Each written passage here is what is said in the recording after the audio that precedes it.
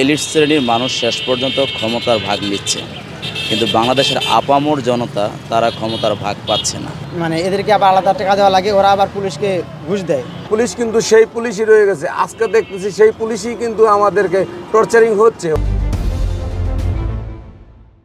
কালের কণ্ঠে নিয়মিত আয়োজন জনতার কণ্ঠে আপনাদের সবাইকে স্বাগতম। গণ অভ্যুত্থানের পর অন্তর্বর্তী সরকার যখন ক্ষমতা আসে তখনই কথা ওঠে সংস্কার নিয়ে। কোন সংস্কারগুলো মানুষের প্রয়োজন এবং কোন সংস্কারগুলোই মানুষ চাচ্ছে, সেই বিষয়গুলো নিয়ে আজকে কথা বলবো। আমি মাহবুব আছি আপনাদের সাথে। আমার মতে বাংলাদেশে যে শাসন কাঠামো, এটাকে আমূল পরিবর্তন করতে হবে। মূলত আমরা যদি 47 ধরি, 71 ধরি, 24 ধরি, এলিট শ্রেণীর মানুষ শেষ পর্যন্ত ক্ষমতার ভাগ নিচ্ছে, কিন্তু বাংলাদেশের আপামর জনতা তারা ক্ষমতার ভাগ পাচ্ছে না। এটা হলো বেসিক একটা পয়েন্ট। যেই ক্ষমতায় আসছে, যেভাবেই আসছে, সে তার মতো করে শাসন ব্যবস্থাকে পরিগঠন করেছে। কিন্তু আমরা যদি আমেরিকার দিকে তাকাই, তাদের পররাষ্ট্রনীতি একটা, ভারতের দিকে তাকাই, শাসক চেঞ্জ হবে কিন্তু নীতি চেঞ্জ হবে না। কিন্তু আমাদের দেশে যেটা হচ্ছে যে শাসক তার মতো করে নীতি নির্ধারণ করে, আর শাসন ব্যবস্থা টোটাল হলো মানুষকে শোষণ করবার জন্য। এটাই হলো সবচেয়ে বড় বিষয় আর কি। ধরেন একজন বড় ব্যবসায়ী সে শোষণ করছে, একজন যেখান থেকে পারছে বাংলাদেশের মানুষকে শোষণ করছে। একজন রিক্সাওয়ালা দেখা গেল যে আপনার বৃষ্টিতে আমরা আটকে গেছি, দেখা গেল 100 টাকার ভাড়া সে 400 টাকা যাচ্ছে। মানে আমাদের সিস্টেমটাই হলো কি শোষণের সিস্টেম।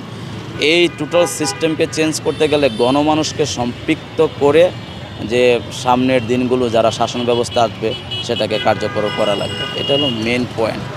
এখন আপনি যদি বলেন যে শাসন ব্যবস্থায় কী করে গণমানুষের অধিকার আসবে, সেই ক্ষেত্রে সংবিধানকে নতুন করে প্রণয়ন করতে হবে এবং এই সংবিধানে মৌলিক যে অধিকারগুলো আছে, আমরা দেখি আমাদের দেশের এই মানুষগুলোই শিক্ষিত হয়ে ইউরোপ আমেরিকা চলে যাচ্ছে, এরপর আর ফিরে আসছে না। কারণ কি, তারা মৌলিক অধিকারগুলো পাচ্ছে। আমাদের দেশে মৌলিক অধিকার বলতে নেই। এই যে দেখেন মব জাস্টিস হচ্ছে, যাকে তাকে মেরে ফেলছে। কিন্তু এখানে তো আমার মেন মৌলিক অধিকার কি, আমার সুস্থভাবে বাঁচতে হবে, যা সকল নাগরিকের সমান অধিকার। আসলে কি তাই আছে? আমার কাছে মনে হয় যে সেই বিষয়টা নেই। তো এটা হলো আমাদের মেন অধিকার। এরপর আপনি যদি শিক্ষা বলেন, চিকিৎসা বলেন, খাদ্য বলেন, এটা তো আমরা সঠিকভাবে ইউটিলাইজ দেখছি না। রাষ্ট্রের সবাই কর দিচ্ছে সমান। খাদ্য কিনতে গেলে যে একজন ফকিরেরও যে টাকা কর দেওয়া লাগছে, একজন রাজারও একই দেওয়া লাগছে। কিন্তু আমরা দেখছি যে রাজারাই ভোগ করছে দেশকে, কিন্তু যারা ফকির বা যারা আম জনতা আছে তারা কিন্তু সেই বিষয়গুলো বোঝেও না, তারা ভোগও করতে পারছে না।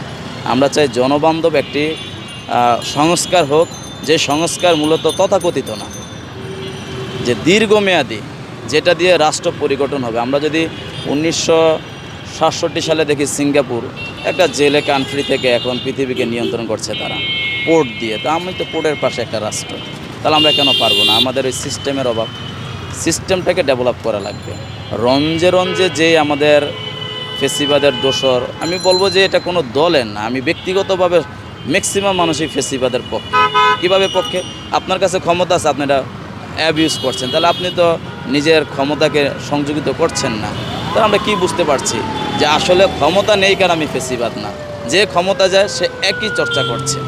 আমরা চাই এই একটা বিষয় থেকে সকল মানুষকে মানুষ মনে করবে, তার যতটুকু অধিকার আছে সেটা যাতে ভোগ করতে পারে। এটাই রাষ্ট্রের সবচেয়ে বড় সংস্কার। আসলে আমার মনে হয় যে সরকারের নজর দেওয়া উচিত, বিশেষ করে ইউনিয়ন পর্যায়ে যে আমরা সাধারণ মানুষ যারা সেবা নিতে যাই, যেমন ধরেন জন্ম নিবন্ধন করতে যাই। আমার নিজের একবার জন্ম নিবন্ধন করতে গেছি, ভাই আমাকে 1.5 বছর করে দিছে। ঠিক আছে, বিভিন্ন রকম কৈফিয়ত দেয়। আসলে এখানে কিন্তু টাকা লাগে, ঠিক আছে, টাকা দিলে তাড়াতাড়ি তারা ডেলিভার করে দেয়। আর যদি টাকা যদি না দেয়, শুধুমাত্র যদি যায় বলি যে আমাকে এটা করে দেন, কাগজ সহজে দিতে চায় না, বলে কাগজ হারায় গেছে। ইউনিয়ন অফিসার যে টিওনো আর কি, যেখানে সিগনেচার করতে যায়, এরা থাকে না। বিভিন্ন রকম কৈফিয়ত দেওয়া দেরি করায়। বিপদে পড়লে পুলিশের কাছে যাই, থানা যেমন অভিযোগ করতে যাই, সেখানে যারা মূর্খ মানুষ তারা তো বোঝে কম, গ্রামের কিছু মানুষ যারা বোঝে এদেরকে নিয়ে যায়। ঠিক আছে, এদেরকে নিয়ে গেলে মানে এদেরকে আবার আলাদা টাকা দেওয়া লাগে, ওরা আবার পুলিশকে ঘুষ দেয়। ঠিক আছে, তো আমরা ডাইরেক্ট যাই যেন অভিযোগটা করতে পারি। ঠিক আছে, সেই বিষয়ে খেয়াল রাখা। জমি জমার ক্ষেত্রে যেমন আমরা অনেক সমস্যা নিয়ে কিন্তু যাই, ঠিক আছে, যেমন খাজনা খারিজ করতে হয়, জমি ইয়া করতে হয়, লেনদেন করতে হয়, বেচা কেনা করতে হয়। এদিকে যাইতে এদিকে সাধারণত আমরা গরিব মানুষরা, মূর্খ মানুষ যারা কম বুঝি বিষয়গুলোতে, এখানে আমরা গেলে বলা হয় 10,000, 15,000, 20,000 টাকা আমাদের খাজনা খারিজ করতে লাগবে। ঠিক আছে, আর এই টাকাগুলো না দিলে কাগজ ফাইল নিচে পড়ে থাকে, আমাদের কাগজগুলো আর পার হয় না। ঠিক আছে, তো এই বিষয়গুলোতে সরকারের নজর দেওয়া উচিত। ইনকাম তো মনে করেন যে এই যে 11টার সময় বাইরে কি 11টার সময় বাইরে না, এখন 300 টাকা ভাড়া মারা যাবে, ইনকাম কেমনে হবে? মানে গাড়ি বেশি, তারপরে এই যে অটো গাড়ি চালা, আমার তো পারিস্কা তো মনে করেন যে কামাই এমনিই নেই। ওই মনে করেন যে এখন অটো দেখে চলেছে, অটোতে চলেছে, এইভাবে তো সংসার খুব মানে সরকার যতদিন নাই আসবে ততদিন ভালো মন্দ পাওয়া যাবে না। আপনি দেখেন, আমার দৃষ্টিকোণ থেকে আগের যে ফেসিবাদ সরকার ছিল সেটা পতন হওয়ার পরে মানুষের একটা চিন্তা ভাবনা ছিল যে এই সরকার পতন হইলে মনে হয় আমরা ভালো থাকবো। আসলে আমার দৃষ্টিকোণ থেকে আমি যেটা মনে করি, এখন সাধারণ মানুষ ভালো নেই। কারণ আমার চলার পথে আমি দেখেছি আগে চুরি ডাকাতি, রাহাজানি, গুম খুন এগুলো কিন্তু ছিল না বিগত 5-10 বছর ধরে। কিন্তু এটা সরকার পতন হওয়ার পরে কিন্তু এটা কিন্তু অ্যাভেলেবেল ঘরে ঘরে হয়ে গেছে। এখন আপনার বিভিন্ন প্রতিষ্ঠানে, বিভিন্ন বাড়িতে মানুষজন জড়ো হয়ে হামলা করতেছে, প্রশাসনিক কোনো তৎপরতা নেই, প্রশাসনটা বসে থাকে এক জায়গায়। কোনো ঝামেলা হইলে সেখানে আপনার প্রশাসন গিয়ে একটা পদক্ষেপ নেবে, সেটা কিন্তু আমরা দেখতেছি না। তা আমরা মনে করি আগে বেটার ছিল, আমি মনে করি। এখন কি সংস্কার প্রয়োজন এই জননিরাপত্তা? এখন সংস্কারটা মেন আসলে প্রশাসনকে যদি একটু সংস্কার করতে সরকারটা, তাহলে মানে দেশ চলবে। আসলে মূলত যে দেশে প্রশাসন মানে দেশের মানুষের জন্য কাজ না করে, তো সে দেশ আসলে চলে না। এখানে আমরা যে মৌলিক অধিকারটা যেটা, সেইটাই আমরা পাচ্ছি না। কারণ আমরা এখনও অবহেলার ভিতরে আছি। এই দেশের ভিতরে এখনও অবহেলা। মানুষ যেভাবে কথা বলে, যারাই যায় ক্ষমতায় তারাই বীর হয়ে যেতে চায়, কিন্তু তারা কিছু কাজ করতে পারতেছে না।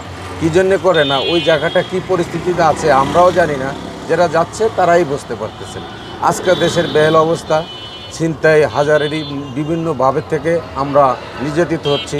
এই রাস্তার ভিতরে আমরা বসে আছি, রাস্তায় এখন বর্তমানে যাত্রী নাই, দেশের অবস্থা ভালো না, দেশের পরিস্থিতি খুব খারাপ। এই অন্য নিয়ে আমরা অনেক বাজার নিয়ন্ত্রণ নাই, বাজারে বলছি আমরা এটা করছি কিন্তু করতে পারতেছি না।